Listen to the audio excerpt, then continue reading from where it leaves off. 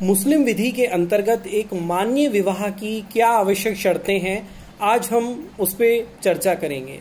मुस्लिम विवाह संपन्न होने के समय किसी प्रकार के धार्मिक अनुष्ठान की विधिता कोई आवश्यकता नहीं होती है। विवाह के समय काजी या मुल्ला की उपस्थिति भी आवश्यक नहीं है। यद्यपि निकाह या मुस्लिम विवाह के लिए कानून न तो कोई उत्सव आदि विहित करता है और न मना करता है, तथापि वैलिड या सही विवाह के लिए कुछ औपचारिकताएं विधिता अनिवार्य है, जिनके पालन पर ही विवाह वैध और मान्य होगा जब इन शर्तों के अनुसार विवाह संपन्न किया गया हो।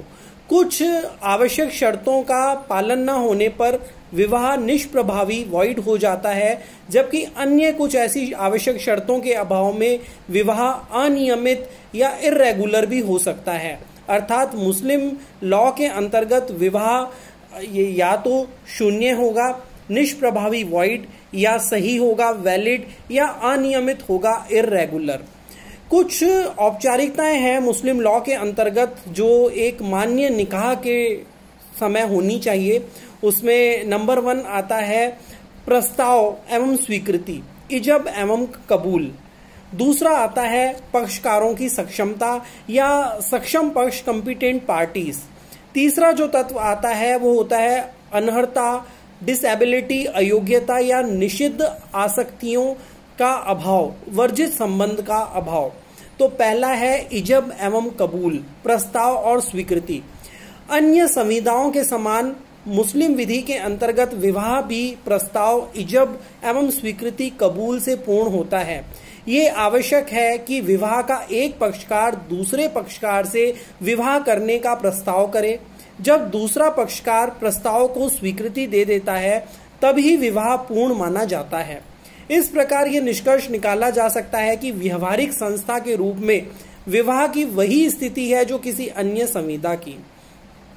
जैनबा बनाम अब्दुल रहमान के वाद में यह निर्णित किया गया था कि प्रस्ताव करने और स्वीकृति देने का कोई रूप नहीं होता है। प्रस्ताव एवं स्वीकृति संविदा के पक्षकारों या उनके अभिकर्ताओं के द्वारा एक दूसरे की उपस्थिति और सुनने में किए जा सकते हैं और एक ही बैठक में इस समव्यवहार का पूरा हो जाना जरूरी है। प्रस्ताव और स्वीकृति में अस्पष्टता नहीं होनी चाहिए। विवाह करने के आशय को व्यक्त करना या भविष्य में किसी समय विवाह करने का वचन देना कोई महत्व नहीं रखता है। ये आवश्यक है कि इजब एवं कबूल अर्थात प्रस्ताव और स्वीकृति के शब्द इस प्रकार होने चाहिए कि जिनसे ये प्रदर्शित हो कि पक्षकारों का आशय स्वीकृति के क्षण से ही दाम्पत्य संबंध स्थापित करने का है। इस प्रस्ताव और स्वीकृति के लिए कुछ बेसिक एलिमेंट्स होने जरूरी हैं, जिनमें पहला है उपस्थिति, प्रेजेंस। प्रस्ताव और स्वीकृति प्रकट करने वाले शब्दों का उच्चारण दोनों पक्षकारों या उनके अभिकर्ताओं जो वकील कहलाते हैं की उपस्थिति में इस प्रकार होना जरूरी है कि दोनों पक्षकार एक दूसरे के कथन को सुन सकें। विल्सन के मत से इस शर्त का महत्व यह है कि दोनों पक्षकार संविदा को समझ लें। दूसरा तत्व है एक बैठक, 1 मीटिंग। समव्यवहार का एक बैठक में पूरा हो जाना जरूरी है। उदाहरणतः यदि एक पक्षकार द्वारा प्रस्ताव किए जाने के बाद दूसरा पक्षकार कमरे से बाहर चला जाए या अपनी स्वीकृति देने से पहले किसी दूसरे काम में लग जाए तो बाद में दी गई स्वीकृति से संविदा पूरी नहीं होती है। उदाहरण के लिए क और ख की उपस्थिति में तय कहता है कि मैंने अपना विवाह बै से कर लिया है, जो वहां उपस्थित नहीं है। जब ये समाचार बै के पास त के वकील के माध्यम से नहीं पहुंचता है तो बै कहती है कि मैंने वह विवाह स्वीकार कर लिया है। इस स्थिति में ब की स्वीकृति के समय क और ख के उपस्थित होते हुए भी विवाह वैध नहीं है, क्योंकि यहाँ पर इजब एवं कबूल एक बैठक में नहीं हुआ है। तीसरा जो तत्व है वो है साक्षी, विटनेस, गवाह। सुन्नी विधि के अंतर्गत इजब और कबूल अर्थात प्रस्ताव और स्वीकृति दो ऐसे पुरुष या एक पुरुष और 2 स्त्री साक्षियों की उपस्थिति में होना जरूरी है जो स्वस्थचित्त और वयस्क मुसलमान हों। साक्षियों की अनुपस्थिति विवाह को शून्य नहीं बल्कि अनियमित बना देता है, इर्रेगुलर बना देता है। अर्थात जो सुन्नी संप्रदाय है मुस्लिम्स का, उसके अनुसार एक मान्य निकाह के लिए, एक विवाह के लिए 2 साक्षियों की उपस्थिति अनिवार्य है। 2 साक्षी जब वो मेल पुरुष हों, मतलब पुरुष, मुस्लिम पुरुष होने चाहिए। और अगर वो 2 मुस्लिम पुरुष नहीं है तो 1 मुस्लिम पुरुष प्लस 2 मुस्लिम महिलाएं गवाह के लिए होनी चाहिए। 4th तत्व है स्वतंत्र इच्छा और सहमति, कंसेंट। जो शिया विधि के अंतर्गत साक्षियों की उपस्थिति जरूरी नहीं है, क्योंकि शिया विधि के अंतर्गत विवाह के समय नहीं बल्कि विवाह विच्छेद की घोषणा के समय, तलाक के समय साक्षी आवश्यक होते हैं। तो शिया विधि के अंतर्गत साक्षियों की अनुपस्थिति में विवाह किया गया विवाह पूर्णतः सही और वैध विवाह माना जाता है। जो 4th एलिमेंट है स्वतंत्र इच्छा और सहमति, कंसेंट। किसी विवाह के पक्षकारों का अपनी स्वतंत्र इच्छा और सहमति से विवाह करना जरूरी है। उनकी सहमति का भय, अनुचित दबाव या कपट, फ्रॉड से मुक्त होना जरूरी है। ऐसे लड़के या लड़की के मामले में जिसने वयस्कता ना प्राप्त की हो, विवाह वैध ना होगा जब तक कि विधिक संरक्षक ने उसके लिए अनुमति ना दे दी हो। यदि विवाह के पक्षकार स्वस्थ चित्त और वयस्क हैं तो ऐसी दशा में उनके द्वारा सहमति का दिया जाना आवश्यक होता है। सहमति अभिव्यक्त या विवक्षित दोनों हो सकती है। मुस्कुराने, हंसने या चुप रहने से विवक्षित सहमति उपलक्षित हो सकती है। जहां पर विवाह के लिए दबाव, धमकी, अनुचित असर या अन्य किसी प्रकार की जबरदस्ती के द्वारा सहमति ली गई हो तो ऐसी सहमति स्वतंत्र सहमति नहीं कही जा सकती और हनफी विधि के अतिरिक्त मुस्लिम विधि की सभी शाखाओं में किसी भी प्रकार के दबाव या जबरदस्ती के अंतर्गत किया गया विवाह शून्य है। परंतु हनफी विधि के अंतर्गत दबाव या जबरदस्ती के कारण किया गया विवाह पूर्णतः वैध और मान्य है। विल्सन कहते हैं कि जबरदस्ती, कंपल्शन या मजबूरी किसे कहेंगे, ये हर एक वाद के तथ्य और परिस्थितियों पर निर्भर करता है। वयस्कों के मामले में विवाह की मान्यता के लिए स्वतंत्र सहमति केवल अनिवार्य ही नहीं अपितु निरपेक्ष रूप से आवश्यक है। हसन बनाम कुट्टी जनेवा, विवाह में सहमति आवश्यक है और पिता की अनुमति वयस्क पुत्री की सहमति नहीं ले सकती। जब कोई व्यक्ति विवाह की संविदा करने के लिए सक्षम ना हो तो विवाह के संरक्षक के द्वारा सहमति दी जानी आवश्यक है।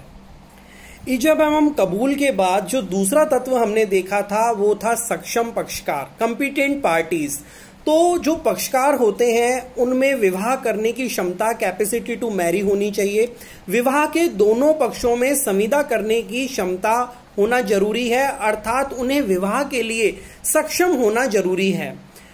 विवाह की आयु, एज ऑफ मैरिज क्या होगी?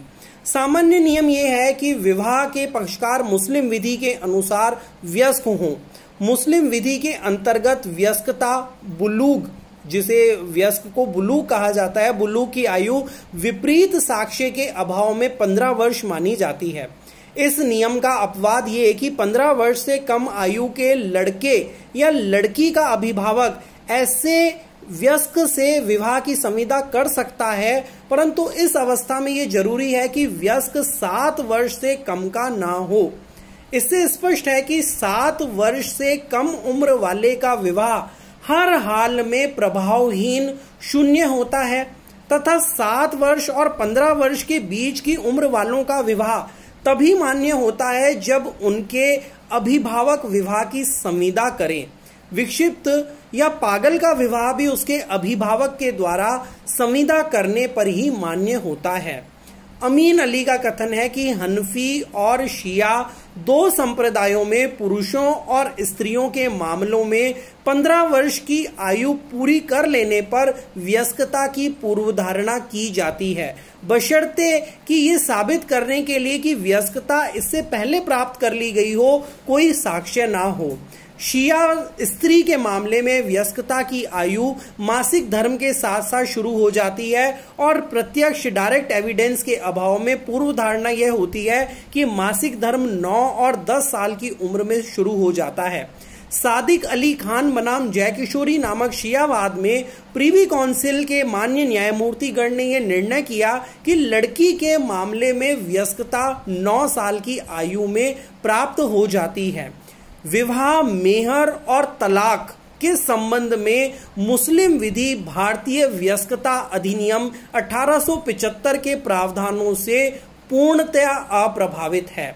ये एक बहुत इंपॉर्टेंट बात है। मुस्लिम लॉ के अंतर्गत जो दूसरे कंसेप्ट्स हैं, वसीयत वगैरह और वयस्क मताधिकार माना गया है इंडिया में, मतलब 18 वर्ष से आयु जो भी प्राप्त कर लेता है वोट देने का राइट है। लेकिन मुस्लिम लॉ के अंतर्गत 3 कंसेप्ट्स ऐसे हैं, विवाह, मेहर और तलाक, जिसके संबंध में मुस्लिम विधि भारतीय वयस्कता अधिनियम 1875 के प्रावधानों से पूर्णतया अप्रभावित है। अर्थात वहां पर वयस्कता इन 3 कंसेप्ट्स में, निकाह, मेहर और तलाक में 18 साल वाला वयस्क नहीं माना जाएगा। वयस्कता की आयु का निर्धारण मुस्लिम लॉ के अंतर्गत होगा, जो भिन्न भिन्न मामलों में, परिस्थितियों पे 15 वर्ष जिसे माना गया है। अब जो इसका दूसरा एलिमेंट है कि वयस्कता या यौवनावस्था का अर्थ क्या होता है, बुलूग क्या होता है।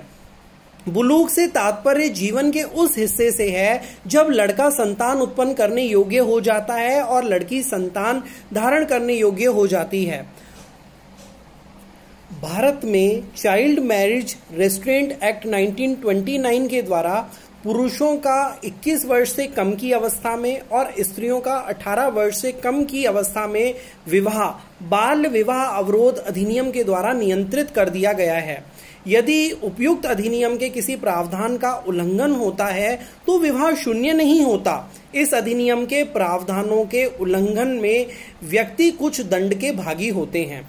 मुल्ला का ये मत है कि वयस्कता का विकल्प ऑप्शन ऑफ प्यूबर्टी यदि स्त्री के द्वारा यौवनावस्था प्राप्त करते ही तुरंत अथवा शादी का ज्ञान न हो सकने की दशा में शादी की सूचना मिलते ही प्रयोग न किया गया हो, तब ये अधिकार समाप्त हो जाता है। जो विवाह करने की क्षमता का तीसरा एलिमेंट है वो है अवयस्कों के विवाह और विवाह में अभिभावकता, marriage of minors and guardianship of in marriage. अभिभावक की अनुमति के बिना किसी अवयस्क का विवाह अमान्य होता है जब तक कि वयस्कता प्राप्त कर लेने पर उसका अनुसमर्थन ना किया जाए। किसी लड़के या लड़की को जिसने वयस्कता प्राप्त कर ली हो, जिससे वह चाहे विवाह कर लेने की स्वतंत्रता होती है। यदि जोड़ी समान हो तो अभिभावक को हस्तक्षेप करने का कोई अधिकार नहीं है। विवाह में अभिभावक मतलब जबर कौन होता है?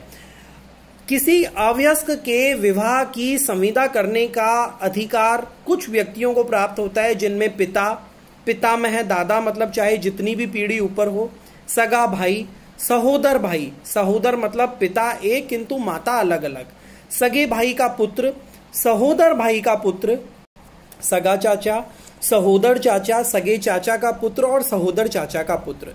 इन पुरुष संरक्षकों के पश्चात कुछ स्त्री और बंधु नातेदार भी संरक्षक की, अभिभावक की, जबर की कैटेगरी में आते हैं, जिनमें माता, दादी, नानी, सगी बहन, सहोदर बहन, एकोदर रक्त की बहन, एकोदर रक्त का भाई, एकोदर रक्त के भाई के वंशज, एकोदर रक्त की बहन के वंशज, बुआ, मामा, मौसी और चाचा की पुत्री।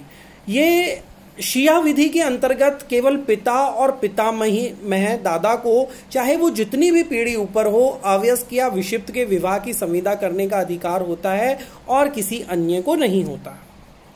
इजब एवं कबूल व पक्षकारों की सक्षमता के बाद जो एक वैध निकाह होता है सही, उसका जो तीसरा तत्व है वो है पक्षकारों के बीच विधिक अनर्हता का अभाव। वयस्कता, विवेक और स्वतंत्र सहमति के अतिरिक्त विवाह करने की योग्यता की एक शर्त यह है कि संयोग में कोई विधिक अनर्हता अथवा बाधा ना हो। विधिक अनर्हता से तात्पर्य यह है कि पक्षकार निषिद्ध आसक्तियों के भीतर या परंपरा से इस प्रकार संबंधित ना हो जो विवाह को अवैध बना दे।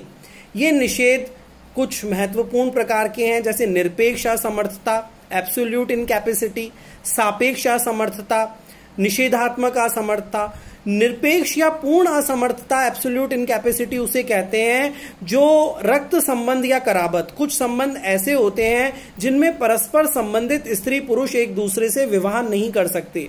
जैसे मुस्लिम लॉ के अंतर्गत कोई मुस्लिम पुरुष निम्नलिखित कुछ महिलाएं हैं, कैटेगरी बताई गई है, उनसे विवाह नहीं कर सकता। अपनी माता या दादी चाहे जितनी पीढ़ी ऊपर हो, अपनी पुत्री या पौत्री चाहे जितनी पीढ़ी नीचे हो, अपनी बहन चाहे सगी हो या सहोदरा हो या एकोदरा हो। दो व्यक्तियों के जब पिता एक हो परंतु माताएं दो हो तो ऐसे व्यक्ति सहोदर भाई या सहोदर बहन की कोटि में आते हैं। जब दो व्यक्तियों के पिता दो हों परंतु माता एक हो तो ऐसे व्यक्ति एकोदर भाई, एकोदर बहन अथवा एकोदर भाई बहन की कैटेगरी में आते हैं। भाई की पुत्री या पौत्री चाहे जितनी पीढ़ी नीचे हो, अपनी या अपने पिता या माता की बहन या दादा दादी की बहनें चाहे जितनी पीढ़ी ऊपर हो, रक्त संबंध के कारण निषिद्ध स्त्री से जो विवाह होता है वो शून्य होता है। अर्थात ये जो कैटेगरीज बताई हैं इनके भीतर अगर कोई मुस्लिम पुरुष इन महिलाओं से विवाह करता है तो वो विवाह शून्य होगा।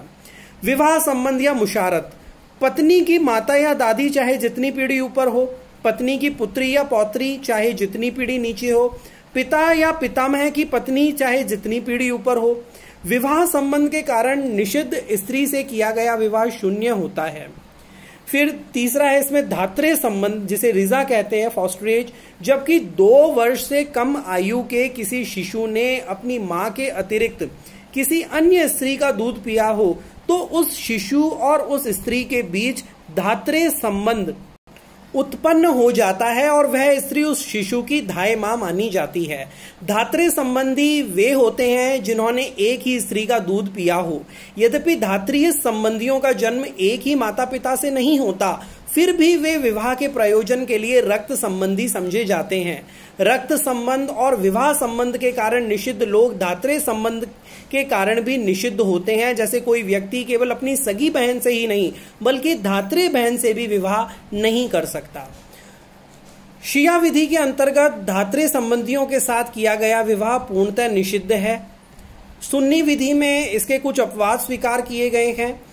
बहन की धात्री माता, धात्री बहन की माता, धात्री पुत्र की बहन, धात्री भाई की बहन, ये वैलिड करे हैं, मैरिज हो सकती है सुन्नीस की कुछ संप्रदाय में। फिर इसमें जो है सापेक्ष असमर्थता, रिलेटिव इनकैपेसिटी, सापेक्ष असमर्थता का उद्भव ऐसे कारणों से होता है जो विवाह को केवल उसी समय तक अमान्य बनाते हैं जब तक कि अवरोध उत्पन्न करने वाले कारणों का अस्तित्व रहता है। कारण के दूर होते ही असमर्थता समाप्त हो जाती है और इस प्रकार यह असमर्थता निरपेक्ष असमर्थता से भिन्न होती है। जैसे एक समय में 4 से अधिक पत्नियों से विवाह निषिद्ध है, इसलिए जब तक उनमें से एक को तलाक न दिया जाए तब तक 5वीं स्त्री से विवाह अमान्य होगा। अवैध संयोग, बहुविवाह अर्थात 5वीं स्त्री से विवाह, उचित साक्ष्यों की अनुपस्थिति, धर्म में भिन्नता और इद्दत की अवधि बिताती हुई स्त्री से जो अगर विवाह किया जाता है वो सापेक्ष असमर्थता के कारण इर्रेगुलर होता है।